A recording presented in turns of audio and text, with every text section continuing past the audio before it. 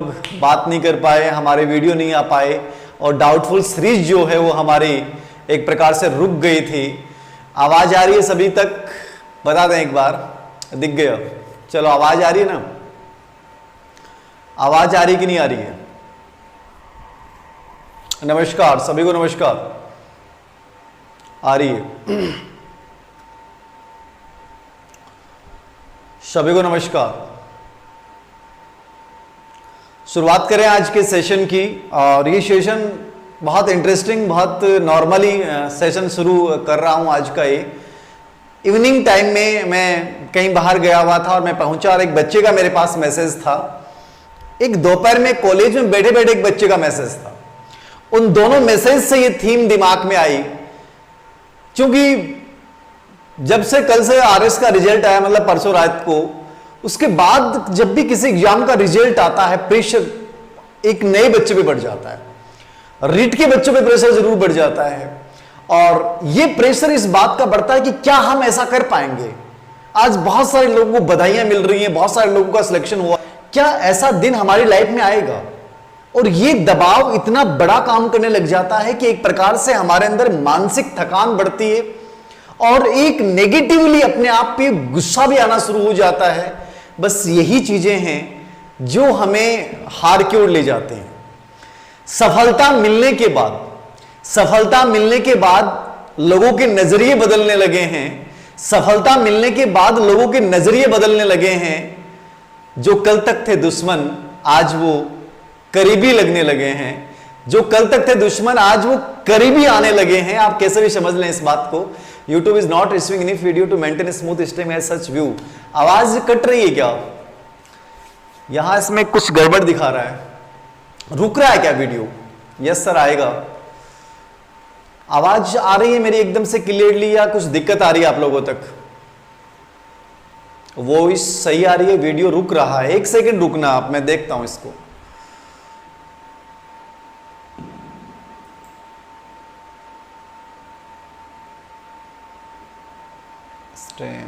Stem settings.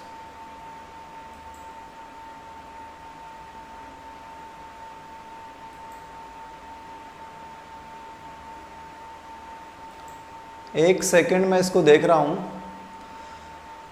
कुछ networking में problem. चलो ठीक है, अब तो सही दिखा रहा है इसमें। अभी देखिएगा सही आ रही है क्या? यस, नमस्ते नमस्ते, सब सही है। चलो ठीक है। क्या कि अभी मौसम ऐसा चल रहा है ना, बारिश का मौसम, तो कुछ नेटवर्किंग प्रॉब्लम चल रही है, नेट अच्छा नहीं आ रहा है। ठीक है, 2 दिन से काफी अच्छी बारिश चल रही है, तो बारिश की वजह से थोड़ी सी प्रॉब्लम हो सकती है। एकदम सही आ रही है। तो मैं एक स्लोगन की बात कर रहा था कि सफलता मिलने के बाद लोगों के नजरिए बदलने लगे हैं। जो कल तक थे दुश्मन, वो आज करीब आने लगे हैं। ये एक नजरिया होता है। और जब आप असफल होते हैं तो वो लोग जो आपके साथ थे वो भी आपसे दूर होने लग जाते हैं। ये जिंदगी की रस्मों परंपराएं हैं जो आदिकाल से चली आ रही हैं, लेकिन हमें इन चीजों से कोई फर्क नहीं पड़ना चाहिए। याद रखना, एक सिंपल सी बात जिंदगी में याद रखना। एक बच्चे का मेरे पास मैसेज था और मैसेज इस बात को लेकर था। मैं उस बच्चे के माध्यम से आप सभी बच्चों को कहना चाहूंगा कि सर, मैं और मेरी पत्नी तैयारी कर रहे हैं, लेकिन सर इतनी मानसिक थकान होती है, इतना तनाव होता है कि दवाइयां लेनी पड़ती हैं। मैं आपको ये कहना चाहूंगा, प्रत्येक उस बच्चे को, देखिए सिलेक्शन जरूरी है, सफलता जरूरी है, क्योंकि दुनिया सिर्फ सफलता को सैल्यूट करती है। लेकिन इसके लिए यदि आप किसी साइकोलॉजिस्ट के पास जाके और दवाइयां ले रहे हैं, तो याद रखना हम अच्छी दिशा में नहीं है। तनाव को दूर करने के लिए, मानसिक थकान को दूर करने के लिए कहीं भी आपको जाने की आवश्यकता नहीं है। आपके अंदर इतनी ताकत है, आपके अंदर इतनी असीम संभावनाएं हैं कि आपको बाहर कहीं झुकने की आवश्यकता नहीं है। ये जो आप फोटो देख रहे हैं, मुझे 2 सिलेक्शन सबसे बेहतर लगे आरएस रिजल्ट में। बहुत सारे सिलेक्शन हुए होंगे, क्योंकि दुनिया जब सिलेक्शन होती है तो बहुत सारी रिश्तेदारियां खोजी जाती हैं, याद रखना। लेकिन सबसे बड़ी चीज क्या है, इन सिलेक्शन के मध्य में खूब सारे भ्रष्टाचार के आरोप लगे। तो एक बच्चा जो तैयारी करता है उसको लगता है कि सर क्या करप्शन इतना है। लेकिन इन सिलेक्शन के बीच में 2 सिलेक्शन मुझे ऐसे लगे जिन्होंने मुझे प्रभावित किया है।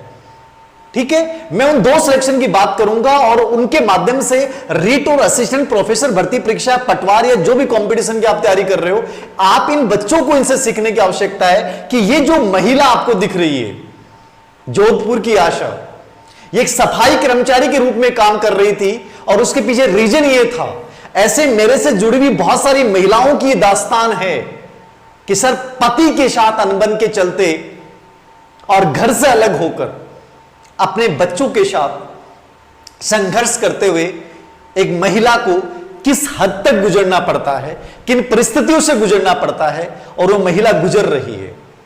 आप सोचिए, जब आपका परिवार आपके साथ नहीं है, आपका पति आपके साथ नहीं है, बच्चों का दायित्व आपके साथ है और आपको भरपेट भोजन 2 जून की रोटी के लिए एक सड़क पे सफाई करनी पड़ रही है और वहां पर आरएस का सपना लेके आगे बढ़ रहे हैं, ये सब बहुत बड़ी बात है। ये बहुत बड़ी बात है। मैं उस प्रत्येक बच्चे के लिए कहना चाहूंगा कि जिंदगी में सबसे बड़ा मोटिवेशन ये है, और ये आरएस में सिलेक्ट होती हैं। कोई पैसा नहीं है इनके पास, लेकिन विल पावर देखिए, इच्छा शक्ति देखिए, ये बहुत बड़ी बात है। एक ऐसा ही एग्जाम्पल आपने देखा होगा, मैंने टेलीग्राम पे सुबह एक फोटो शेयर की थी, वो फोटो भी बहुत शानदार थी। और वो फोटो क्या थी? देवेंद्र। कौन है बच्चा? देवेंद्र। ये थी शायद फोटो,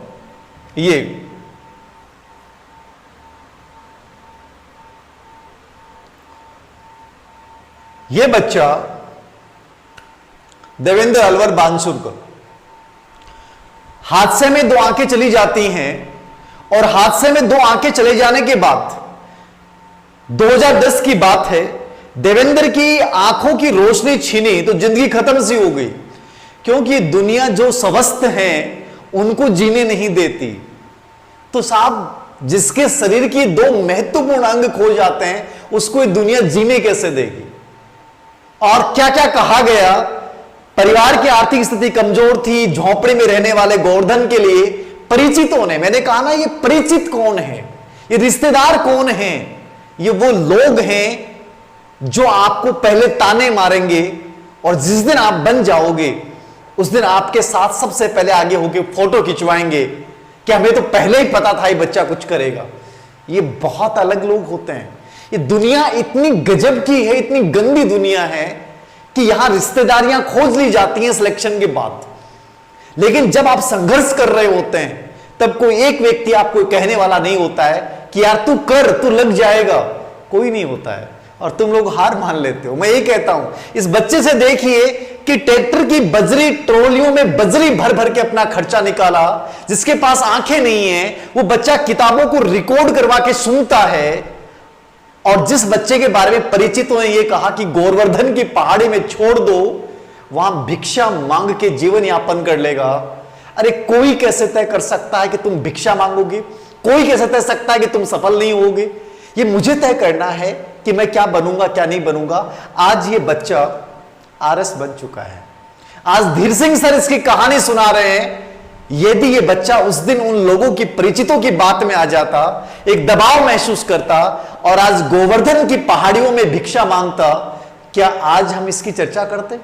ना आशा की चर्चा होती, ना देवेंद्र की चर्चा होती, ना बाड़मेर की लक्ष्मी की चर्चा होती, ना हनुमानगढ़ की उन 3 बच्चियों की चर्चा होती जो आज 5वीं के बाद कभी स्कूल नहीं गई और पूरा परिवार आरएस बन गया।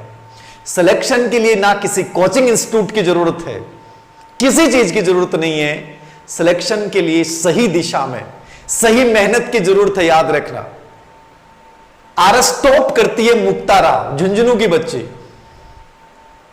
और उस बच्ची का एक स्टेटमेंट आपने देखा होगा कि मेरा बेटा मेरे लिए यस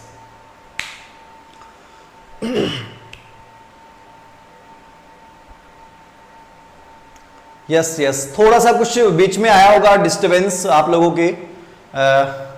मैं कह रहा था आज नेटवर्किंग प्रॉब्लम रहेगी बारिश के मौसम की वजह से। बारिश के मौसम की वजह से थोड़ा सा नेटवर्किंग प्रॉब्लम है। वीडियो रुक गया है, वापस चालू हो जाएगा मेरे अकॉर्डिंग। थोड़ी सी प्रॉब्लम है, नेटवर्किंग नेट इंटरनेट का इश्यू रहेगा आज। अब आ रहा होगा सही एकदम से? अभी देखना सही आ रहा होगा। यस यस आ गया होगा सही। तो मैंने उस बच्ची का आपको एक उदाहरण दिया था कि उस बच्ची को उस बच्चे ने कहा था कि मम्मा तुम पढ़ो, मैं सो जाऊंगा।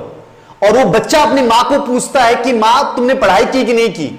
सेम कोटेशन आज से 1 साल पहले बनाए गए वीडियो की कहानी आरएस टॉपर ने भी यही बात कही है।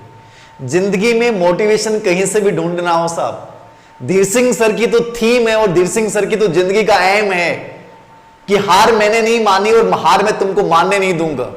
और इसलिए टैगलाइन बन चुकी है कि जीत जाएंगे हम, जीत जाएंगे हम, चाहे कोई साथ दे या न दे। गाने में क्या था, जीत जाएंगे हम जब तुम हमारे संग हो।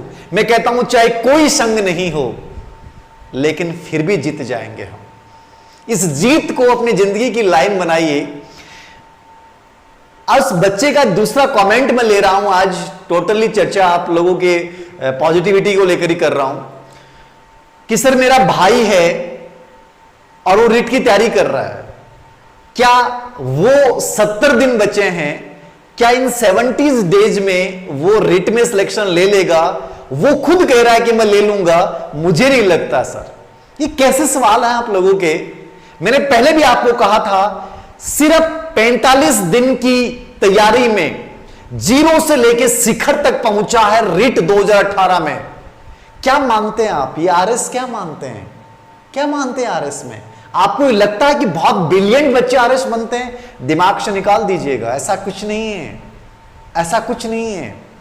मैंने बहुत बड़े ब्रिलियंट बच्चे को आरएस में सफल होते हुए देखा है और मैंने ऐसे बच्चों को भी देखा है जो किसी जगह सफल नहीं हुए और वो आरएस में सफल हो गए। ये कोई मायने नहीं है। आप ब्रिलियंट है जरूरी नहीं सिलेक्शन हो।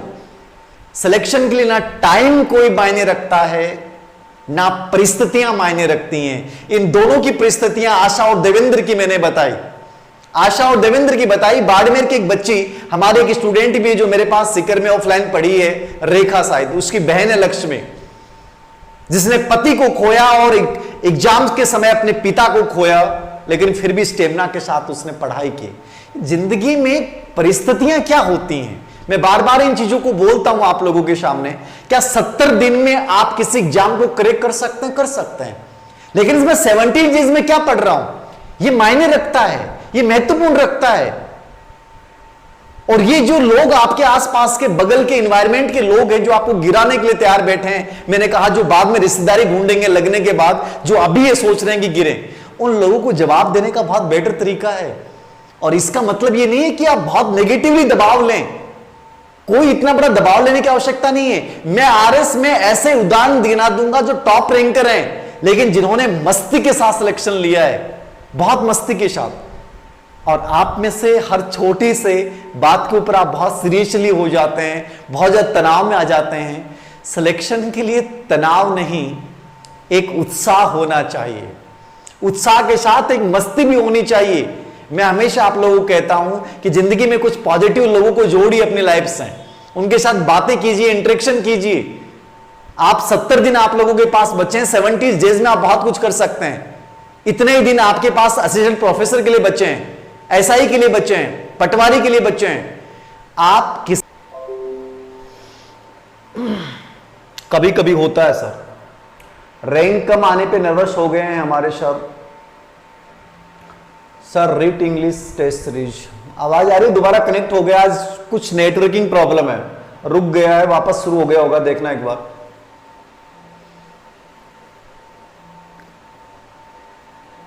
सर एक ऐसे एस्पायरेंट से रूबरू करवाऊं, एक करवाएंगे। हमारे एक मित्र हैं बजरंग जी स्वामी, काफी घनिष्ठ मित्र हैं और पिछले 1.5-2 साल से जब मैं जयपुर रहा हूं तो बहुत साथ हमने समय गुजारा है। और एक अपने अवनी पब्लिकेशन के लेखक हैं ओम प्रकाश जी चौधरी, बहुत ब्रिलियंट इंसान है, बहुत ब्रिलियंट इंसान है, जिनकी कला और संस्कृति किताब बहुत यूनिक है और बहुत अच्छी रैंक के साथ वो आरएस बने हैं। ओम प्रकाश चौधरी जो ऑलरेडी आरएस में थे और इस बार एक स्टेट सर्विस के साथ आरएस बने, और एक बजरंग जी स्वामी हैं, मैं जल्दी उनका इंटरव्यू आप दोनों को रूबरू करवाऊंगा। बहुत ब्रिलियंट कैटेगरी के हैं, लेकिन बहुत मस्ती के साथ पढ़ाई करने वाले लोग हैं। आपको वो लोग बताएंगे कि ये आरएस क्या है। ये इतना बड़ा कोई एग्जाम नहीं है जितना हम लोग अपने दिमाग में हावी करते हैं, जितना आप लोगों ने रिट को हावी कर रखा है कि सर हम रिट में होंगे कि नहीं होंगे। ऐसा कुछ भी नहीं होता है। वो हमारे बीच में से निकलने वाले लोग होते हैं, हमें लगने लग जाता है कि पता नहीं क्या पढ़ा होगा, कुछ नहीं है, बहुत नॉर्मल चीजें हैं। और मैं यही चीज कहता हूं कि आपकी कीमत आप लोग जान सकते हैं, दूसरा नहीं जान सकता। हीरे की कीमत जौहरी समझ सकता है। वो बच्चा जो छोटा सा था जिसको हीरा मिला था, वो फ्रूट वाले के पास गया, उसने कहा कि 1000 रुपए ले ले। वो कारपेंटर के पास गया, उसने कहा कि 10,000 रुपए ले ले। वो एक पत्थर के सुनार के पास गया, उसने कहा कि 50,000 रुपए ले ले। लेकिन जब वो जौहरी के पास गया तो उसने कहा कि ये तो अमूल्य है। वैसे ही मैं आप लोगों को कह रहा हूं कि आप अमूल्य हैं, बेशकीमती हैं। अपनी वास्तविक कीमत को पहचानिए। दूसरों से अपनी कीमत की उम्मीद मत कीजिए कि वो आपकी कीमत लगाएंगे, आपको अपनी कीमत लगानी है। 70 डेज या 65 डेज या 60 डेज बहुत होते हैं, बशर्ते उत्साह के साथ, उमंग के साथ, मस्ती के साथ आप चीज को करें। आज मैं आप लोगों को डरा नहीं रहा हूं, आप लोगों को मैं कोई गुस्से में बातें नहीं कर रहा हूं। मैं कह रहा हूं पॉजिटिविटी बना के रखिए अपने अगल बगल में। हंसते हुए पढ़िए ना, मुस्कुराते हुए पढ़िए ना। आप ये चीजों को मेंटेन कीजिए ना कि सर अब क्या पढ़ें, कैसे पढ़ें, क्या होगा क्या नहीं होगा, सर रैंक नहीं आई, सिलेक्शन नहीं हुआ। इन चीजों पे हम क्यों सोच रहे हैं? सर ध्यान डाइवर्ट हो रहा है। ध्यान डाइवर्ट के ऊपर मैंने पहले भी एक बात कही थी, मैं दोबारा उन बच्चों को ये बात बता रहा हूं कि सर मूड नहीं बनता और ध्यान डाइवर्ट होता है। अटेंशन पावर पे मैंने पहले बात कही थी, मैंने एक बहुत बड़ा उदाहरण दिया था टाइगर वुड्स का। दोबारा मैं इस बात को जिक्र कर रहा हूं। टाइगर वुड्स ने अपनी जीवनी में, जो दुनिया के सबसे बड़े गोल्फर रहे हैं, टाइगर वुड्स ने क्या कहा था कि अटेंशन के लिए मैं क्या करता था, कि टाइगर वुड्स इतने बड़े गोल्फर कैसे बने। तो उनका कहने का मतलब यह था कि जब मैं मैदान में उतरता था तो मेरी नजर, मेरा दिमाग, मेरा मन और मस्तिष्क में केवल दो ही चीजें होती थी, मेरी बॉल और वो जहां मेरा लक्ष्य पहुंचाना है। इसके अलावा दिमाग में कभी मैंने सोचा ही नहीं। आपका ध्यान डाइवर्ट कब होता है कि सर मैंने 5 घंटे पढ़ाई कर ली, फिर पढ़ाई नहीं हो रही है। वो इसलिए हो रही है क्योंकि आपने विचार बहुत सारे सोचे हैं, आपके दिन उलझनों ने आपको उलझा के रखा है और आपका ध्यान डाइवर्ट हो रहा है। इन चीजों पे दिमाग क्यों लगाते हैं आप? जब मेरा टारगेट रिट में करना है, मेरा टारगेट असिस्टेंट प्रोफेसर है, मेरा टारगेट में ऐसा ही है, पटवारी है, तो बाकी चीजों से मुझे क्या फर्क पड़ता है? कोई फर्क नहीं पड़ता है। रुक गया क्या? आज कुछ नेटवर्किंग इंटरनेट इश्यू है, आज इंटरनेट इश्यू है, आज कुछ इंटरनेट की स्पीड को लेकर प्रॉब्लम्स है। सर तैयारी करने वाले 32 साल के एज हो गई, शादी भी नहीं है, अब इस बार लास्ट चांस है, हो जाएंगे तो लास्ट चांस क्यों मान रहे हो? लास्ट चांस तो हो जाएगा इस बार। जिन बच्चों ने मान रखा कि लास्ट चांस है उनका तो हो ही जाएगा। दोनों पैरों से विकलांग है। देखिए विकलांगता को अपने ऊपर हावी क्यों होने देते हो? देवेंद्र ने हावी होने दिया क्या? कोई फर्क नहीं पड़ता इस चीज से, कोई फर्क नहीं पड़ता है। SST के मॉडल पे